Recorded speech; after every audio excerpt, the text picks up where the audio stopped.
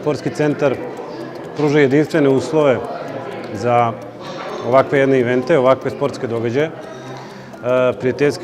prijateljske utakmice, turnire koje organizuje Fudbalski savez Srbije pod pokroviteljstvom UEFA su zaista u ovakvom centru gde smo svi zajedno, gde je sve obezbeđeno, gde su uslovi fenomenalni, počeši od terena, od kuhinje, od svih ostalih infrastrukturnih soba i prostorija.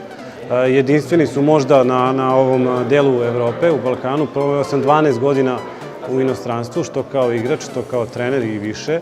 I stvarno je retkost da se u jednom objektu ima ovoliko sadržaja.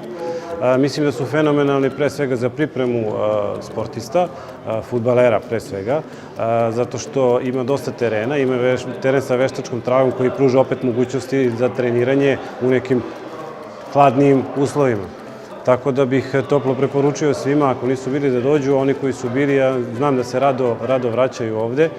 Za nas je privilegija što imamo naš sportski centar ovde gde možemo da boravimo, gde možemo da se pripremamo i na miru, gde možemo da organizujemo utakmice, gde možemo da vršimo analize, gde možemo da radimo seminare, gde možemo da se bavimo i licenziranjem i da imamo predavanja za razne vrste licenci, kako za muški, tako i za ženski fudbal.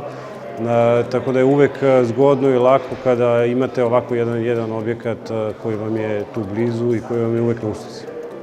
Nous sommes heureux parce qu'on a été bien accueillis. Et pour nous, c'est important quand on part pour voyager et pour faire un match, ce qui est important, c'est d'avoir des bonnes conditions de travail. Et ici, au training center, on les a. Donc pour nous, c'était important, avant de venir, de savoir qu'on allait avoir des bonnes conditions pour pouvoir bien s'entraîner, pour pouvoir bien récupérer. Donc aujourd'hui, tout est réuni dans ce centre pour pouvoir accueillir des nations. Et ce qui est important pour nous, c'est d'avoir les conditions, le matériel, les terrains de qualité pour pouvoir après justement demander à nos joueurs d'être performants, parce qu'on a des joueurs qui jouent tous dans des grands clubs.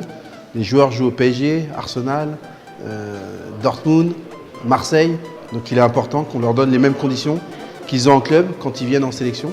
Donc aujourd'hui, on avait toutes ces conditions pour pouvoir travailler dans de bonnes situations. I'm sure we will come back.